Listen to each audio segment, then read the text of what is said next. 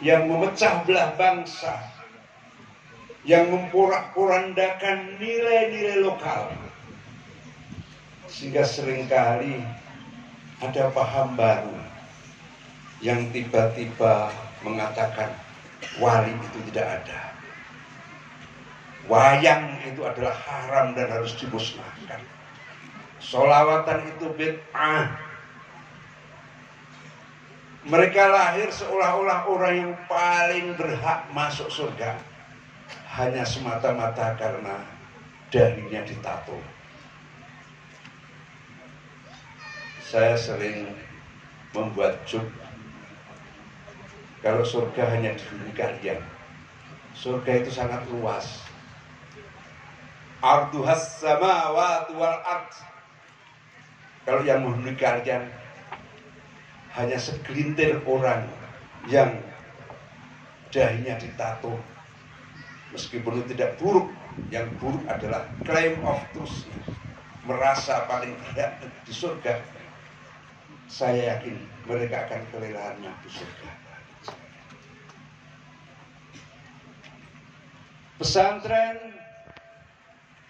bukan sekedar memberikan kontribusi kebangsaan, bahkan sekarang komunitas pesantrenlah betul-betul sebuah komunitas yang semangat kebangsaannya paling genuine, paling asli, meskipun dikafirkan masa NKRI harga mati dan lain sebagainya. Dan pesantren tidak perlu merasa menjadi sebuah lembaga pendidikan yang out of date, yang ketinggalan zaman. Pendidikan-pendidikan yang maju di negara-negara yang maju sebetulnya adalah pendidikan-pendidikan yang menggunakan metode pesantren. Satu contoh di Amerika. Ibu-ibu pernah ke Amerika? Ngimpi.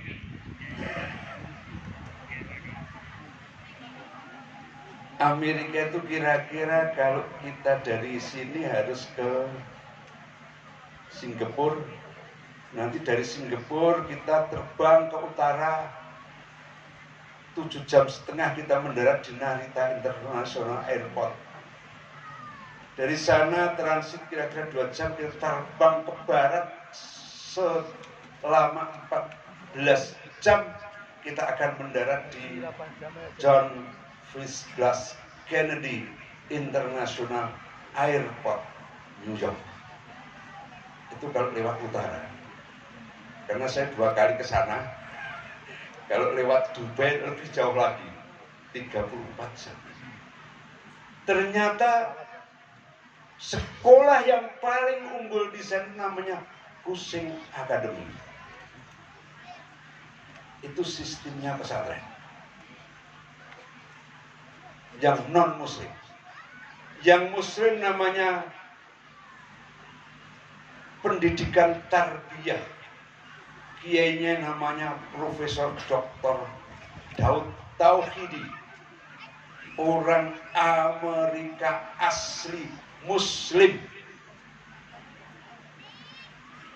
Pendidikannya juga ala pesantren. Baru ngaji kok dengar adzan, istirahat sholat jamaah dulu. Wiridannya lama.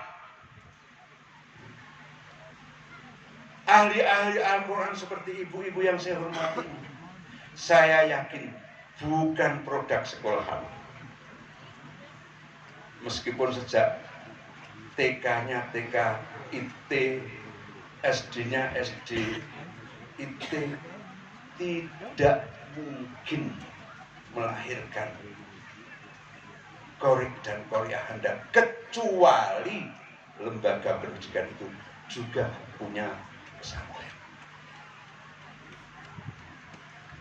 Oleh karena itu, saya harapkan dan saya titipkan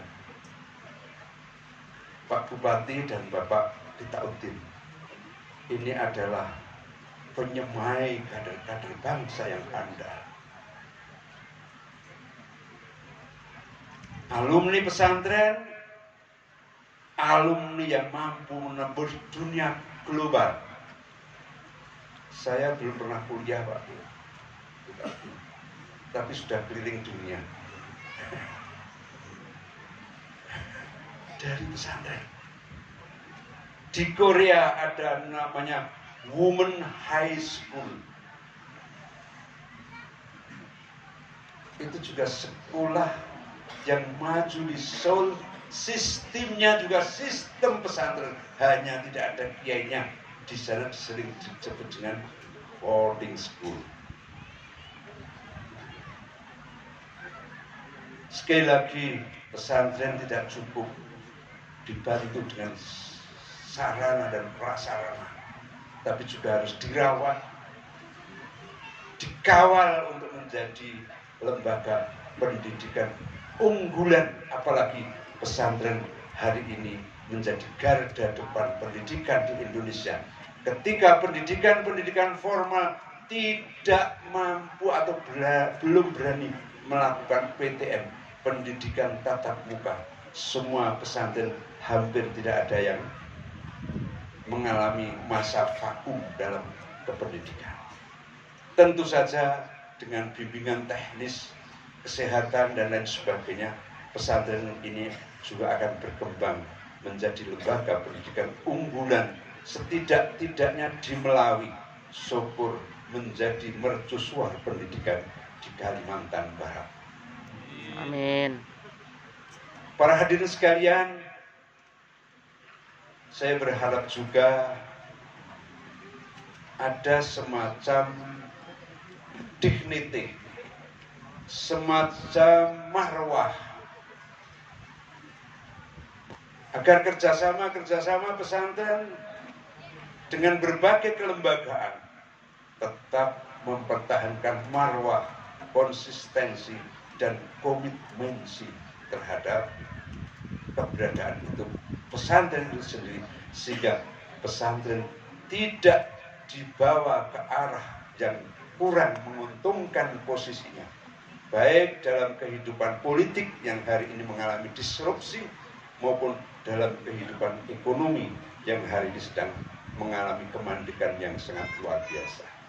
Tapi insya Allah dengan barokah para masyayikh, para kiai, para qurra, pesantren akan tetap ada di tengah-tengah masyarakat dan melayani masyarakat.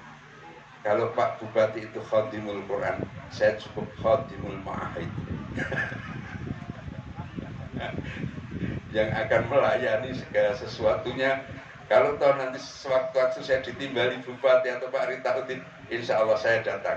Meskipun harus dari Jogja, dari Jakarta kadang-kadang, karena dalam bulan ini saja saya sudah 2 kali ke Kalimantan Barat untuk berhubungan dengan Ikatan Pesantren Indonesia.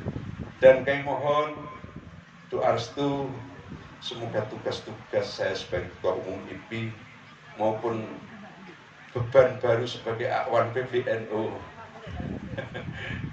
tidak menyita semua, tidak tersita oleh kepentingan praksis, tapi kemudian kami tetap menjadi pengawal setia dari pesantren dan ulama-ulama ahli sunnah wal jamaah. Billahi taufiq wal hidayah wal inayah wal ridha, wallahul muwaffiq ila aqwamit thariq. Assalamualaikum warahmatullahi wabarakatuh.